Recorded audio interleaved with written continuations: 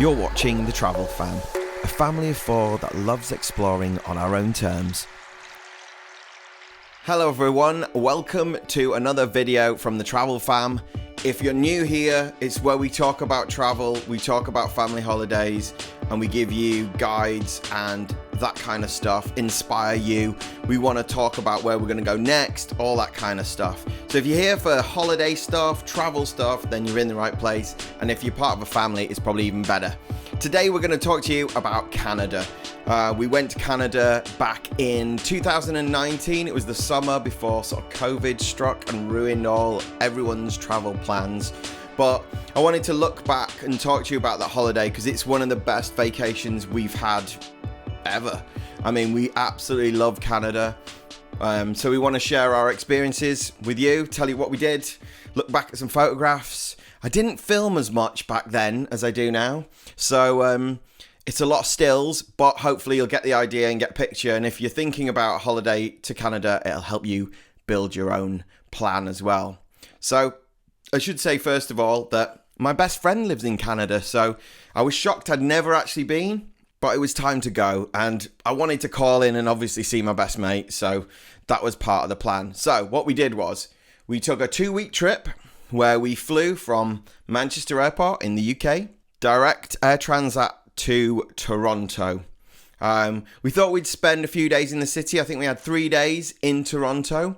We stayed in a small apartment. It was a 1-bed apartment with a sofa bed that converted. It was sort of downtown area near sort of Lawrence Market. It's quite some really good restaurants around there. We actually found it quite quiet for a big city. It felt quite quiet at the time.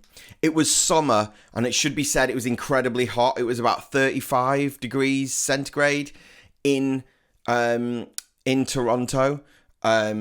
So it was stifling at certain times.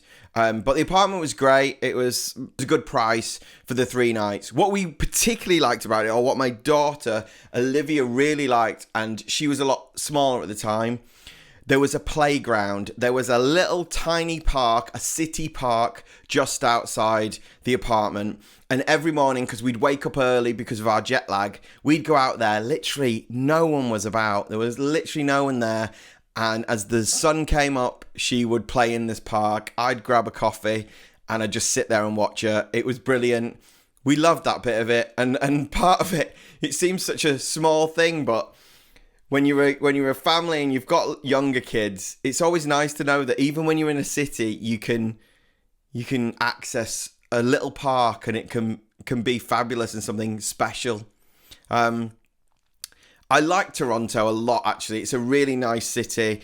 Obviously, lots of retail therapy there. You can visit like the CN Tower and go up and see the views from up there.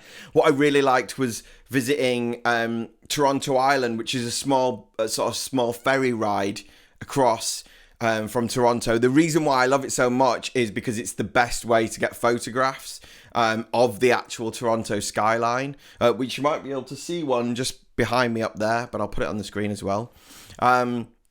We also like the fact that there's beaches in the city. There's beaches on the island, and they've created a beach in one of the areas of the city as well. So again, great, especially when it's 35 degrees. Really fantastic. We also visited the sort of brewery area where there's great restaurants. You can have a flight of beer. Good food. Had a beaver tail. It's like a flat donut covered in stuff. Ugh. I liked it. Not a lot. I prefer a normal donut, I think. Toronto's great. It's a nice city to see. It felt clean. It had these sort of old trams. Loved it. Really nice city. From there, so where did we go next? We'd spent 3 days there. We went to Niagara Falls. Obviously, everybody's got to go there. You might have heard differing opinions on what's good, what's bad about Niagara. I'm sort of from the camp of, I've been there. I liked it. I don't think I need to go again because I pretty much did it all in the time we were there.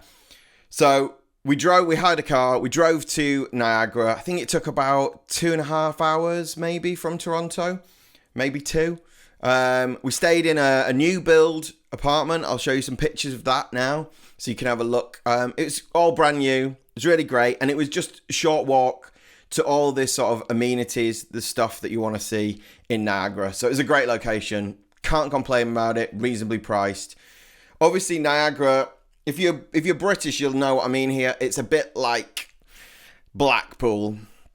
Some sort of like very tacky attractions, very sort of UK tacky seaside sort of thing, which I know people love or hate. But then when you get through that, you get to the front where you've got the river and the falls, and that bit is just stunning. It's beautiful. It's well looked after, and obviously that's where you can go on the boat rides to the falls.